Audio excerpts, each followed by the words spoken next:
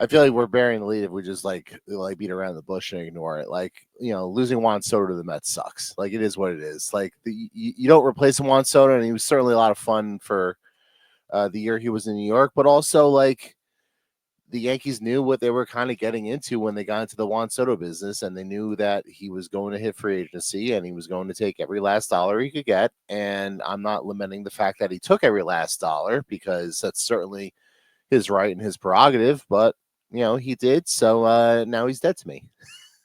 Well, look at that. And that's all it takes. That's all it takes for it.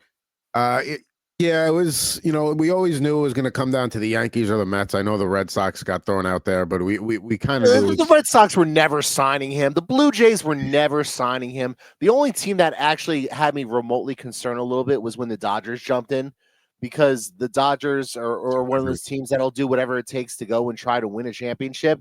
But like, even the Dodgers have their limits, I guess. Like the fact that the Dodgers weren't willing to go to $765 million on Juan Soto, I guess even they have to tap out at some point too. I mean, even at an unlimited buffet, like at some point you're like, all right, I can't do another plate. Like I got to stop. No, I mean, it's like Homer Simpson at the all you can eat buffet. When it says all you can eat, it's actually all you can eat. And when Homer sued and he got Lionel Hutz to sue them, the fact that they had to drive around late at night to try to find another 24-hour seafood restaurant clearly indicates that he did not have all he could eat. There you go. I mean, listen, Lionel Hutz, one of the all-time great attorneys. Rest in peace, Phil Hartman. But yes, it's the whole thing is like, okay, well, the Mets finally got one over on the Yankees, and like that's great. That's all good and well. I'm not anti-Mets. I don't care. But the thing I will say is, for years, the excuse the Mets had is that the Wilpons would not spend money. They had New York in front of their name, but they were almost like a small market team with the way the team operated. You have an owner now that clearly has no problem spending money, handing out the highest contract in professional sports history. You don't have that to fall back on anymore now. Now you are one of the big boys. Now you are a Yankee, a Cub, a Dodger, like whatever those crown jewel franchises. You're with us now, so you got to stay that way. I mean, I feel like this is going to lead us directly into Rip and Rant. So if you want to play the video, we could go right into that. But I don't want to disrupt the entire flow of the show, so I'll save my thoughts on that. But all I'll add to that point is that the Yankees could use their own Steve Cohen at this point. I'm sort of over Hal. Yeah, and listen, I'm not begrudging them. Like, Steve Cohen did exactly what he should have did, and what any baseball fan would want their owner to do. They went out and got the best guy and locked him up. It's time to kick things off on Rip and Riff with my Rip and Rant. Thanks, Dave.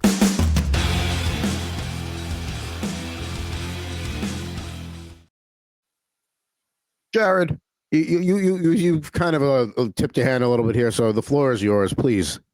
Today's Rip and Rant. Right, and I know this is going to sound weird. The day after you see the reports that Hal Steinbrenner offered Juan Soto $750 million to say, yeah, you know what, Hal might be a little bit of the problem here, but the problem with the Yankees, generally speaking, is Hal Steinbrenner. Nobody has done more in the last decade plus to diminish the Yankee brand than Hal Steinbrenner, between penny pinching and crying about the luxury tax and all that sort of stuff. Now, Adam, you're a Yankee fan. If I ask you just a blanket statement, like, what is the Yankee brand? What are the Yankees about? Like, what would your answer to that question be? Being one of the iconic franchises that competes year in and year out with very short and few lulls. Right. My answer to that question is very similar. To me, the Yankee brand is, we're going to win championships, and I don't give a shit how it gets done. As long as it gets done, like, we're going to win championships. The problem is Hal wants to win his way. He wants to win under the luxury tax threshold. He wants to prove he's the smartest guy in the room in an analytics age with, Cashman and his staff and them doing things the way they're doing. And this isn't that complicated, folks. This is the New York Yankees we're talking about. The brand is what it is, or what it's supposed to be. And they've gotten away from that over the past decade plus. It started with the Yankees, however many years ago now it was, when they passed on Bryce Harper, who was practically begging to be a New York Yankee. Like, his father grew up a Mickey Mantle fan. Bryce Harper wanted to be a New York Yankee, he would have been perfect for the Yankees. And the Yankees were like, "Nah, we're good. Can't possibly do that. We got Aaron Hicks and Mike Tauchman. We can't possibly fit Bryce Harper into the mix." It goes into a few years ago when they passed on all those shortstops that were in free agency over a couple years ago, and then they sold us on this bill of goods that Anthony Volpe. We don't need to spend $400 million on a shortstop. We got Anthony Volpe. He'll be Derek Jeter 2.0. And how's that working out 2 years into Anthony Volpe's career? The biggest problem is that Soto feels, aside from taking the most money, which, as we said, it's his prerogative. He has the right to do that. Juan Soto believes that he has a better chance of winning a World Series championship with the New York Mets than he does with the New York Yankees, because the Mets are willing to go those extra lanes and spend whatever it spends and do whatever it takes to win a championship. Never mind the fact that Juan Soto was literally just in the World Series with the New York Yankees and not the New York Mets. He thinks that the Mets have a better chance of winning a championship. And he might be right, because the Mets certainly have good prospects. They're going to spend whatever it takes to spend, and push comes to shove, I know that Steve Cohen is going to do whatever it takes to win a championship. Just the fact that they got as close as they did this year and they got a little bit of a taste of it.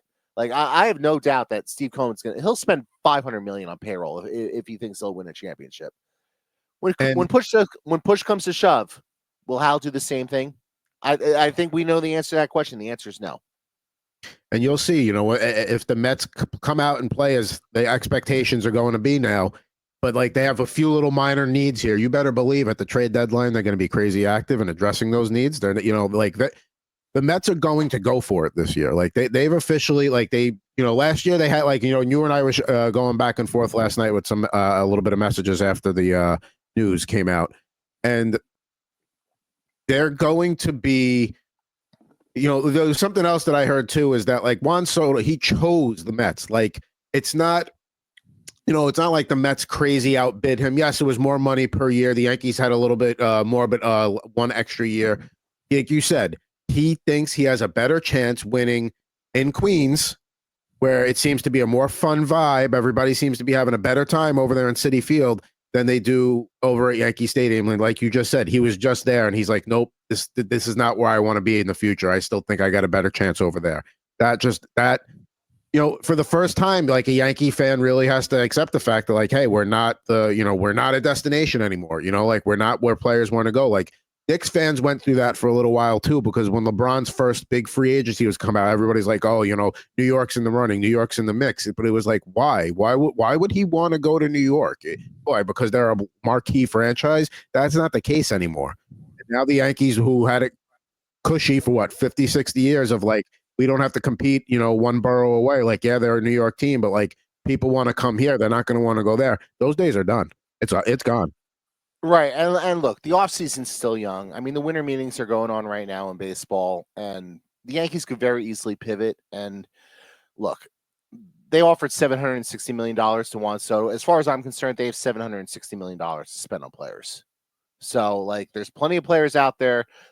Can you replace a Juan Soto? No, you can't. But, like, it's kind of like if you ever saw Moneyball, when all those guys on the A's left, and Giambi and Damon and all that, and Brad Pitt's sitting there with his whole brain trust, and he's he's like, well, we're trying to replace him in the aggregate, basically. Like you're not going to replace Juan Soto with whoever the next best free agent is, but you could make a more balanced lineup and have a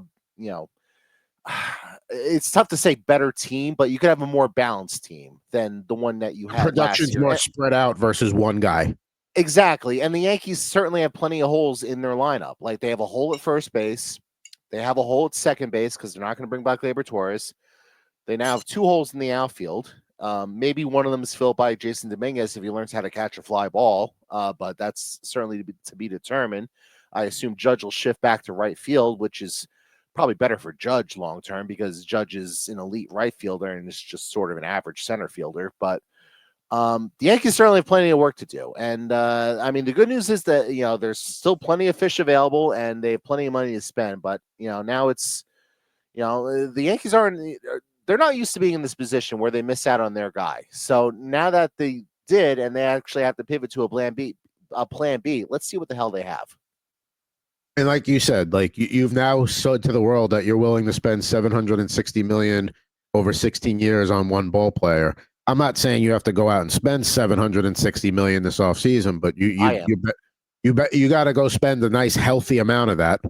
You know, you can't be like, well, that was our one move, and just do like depth additions to plug holes. Like, no, you need to go out and get other guys that are towards the top of the whatever holes you have to plug.